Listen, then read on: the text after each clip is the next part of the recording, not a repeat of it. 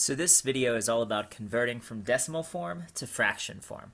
And before we get into what the actual process is, first we need to talk about why we can actually convert between decimals and fractions. And you'll see this in the video, and may have already seen it in the video, when it comes to converting from fractions to decimals.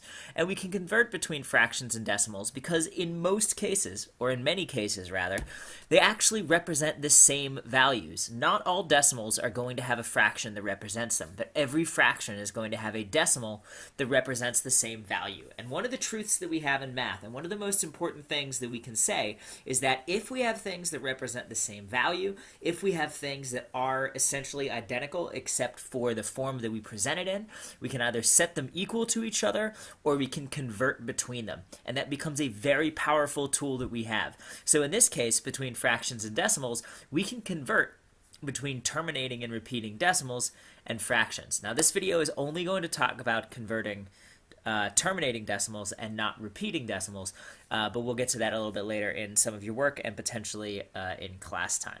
So let's take a look at two examples of decimals that are both terminating and ones that we might want to convert to fraction forms. Namely, on the left, 0.97, which I'll star in red, and on the right, 0.458, which I'll star in green. Now, that way that we say those decimals isn't really going to give us very much to go off of. But if instead we switch to a form of speaking about decimals based on place values, then suddenly everything becomes a lot clearer. Because the number on the right, let's start with the green because it's a little bit longer, the number on the right is 458 thousandths when we say the decimal using its place value notation. Well, 458 thousandths also happens to be the way that we say a fraction. 458 thousandths. And because 458 thousandths and 458 thousandths, fraction and decimal forms, are said the same way, in this case in math, they happen to represent the same value. So it really is as simple as just speaking the decimal using its place values. 458 thousandths, we can then divide numerator and denominator by 2, and we end up with 229 500ths. And that is the fraction form of 0.458. 458 thousandths simplified to 229 500ths. On the left-hand side with 0.97, we could say 0.97, and that doesn't give us a lot to go off of, but if we call it according to its place value name, 97 hundredths, well, there it is. 97 over 100 as 97 hundredths is a fraction that represents the same value as the decimal 97 hundredths. So there are two screens here that I'm going to show you that give you the process for converting from decimals, terminating decimals rather, to fractions. The first one is going to be an in-depth explanation of how to determine those different pieces that you need, including its place value and all of those sorts of things. And then the second one is going to give you a shorter version for it, but I am going to ask you to write down both of those versions. So if we were going to break this down as specifically as possible to create a process for it, then changing a decimal to a fraction involves identifying the smallest place value used in the decimal, writing the entire decimal portion of the number as a fraction over the smallest place value. So if it's thousandths, it's over 1,000. If it's 10 thousandths, it's over 10,000. If it's tenths, it's over 10. And then simplifying the fraction if possible. So go ahead, pause the video, write these 3 steps down because that is a more specific, detailed explanation of how those work.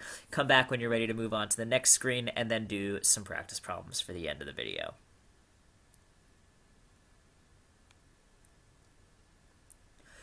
So then the simpler, quicker version of the process here is basically say it, write it. If you speak the decimal using its place values rather than just 0.97, for example, write what you've read or write what you've said as a fraction and then simplify it. And that's really all it is if you're comfortable with reading decimals as place value notation, just read the decimal and write that fraction, because what we say in place value notation in decimals is also how we read fractions. So go ahead, pause the video, write this part down, and come back when you're ready to move on to your practice problems. All right, so here we are, one page of practice problems for you. Please convert these 4 decimals into fractions in simplest forms. Simplify them if necessary, and the reason how you know it's necessary is if it's possible. So simplify if possible. Pause the video, come back when you are ready to see these answers. Okay, so in the upper left-hand corner, we have 0.375, or 375 thousandths. This is actually the decimal form of the incredibly simple fraction 3/8. So that's what you want. You can divide it by 5 sequentially 3 times, and you end up with 3/8. In the upper right-hand corner, we would read this 3 and 2,485 10,000ths. So let's write it as 3 and 2,485 10,000ths. Now you could also write 32,485 over 10,000. I'm not going to write it that way because as long as we have it in a form where there's a whole number and a decimal, let's convert it into its mixed number form. The other way just puts it into an improper fraction, which is totally fine. Then in order to simplify this, we would have to divide it by 5. 10,000 divided by 5 is 2,000. And 2,485 divided by 5 is 497.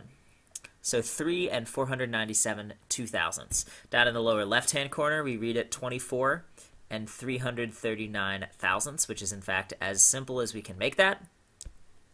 And finally, in the lower right-hand corner, that is 5 tenths, hundredths, thousandths, 10,000ths, 5 10,000ths, which simplifies to 1 over 2,000 when you divide both by 5. So that's really it. The specific process for converting a decimal to a fraction involves those 3 steps: identifying the smallest place value, writing the entire decimal portion of the number as a fraction over the smallest place value, and simplifying if possible, or in simpler terms and in simpler forms. If you can read the decimal using place value, you can write that spoken phrase as a fraction, because decimals are read the same way that fractions are.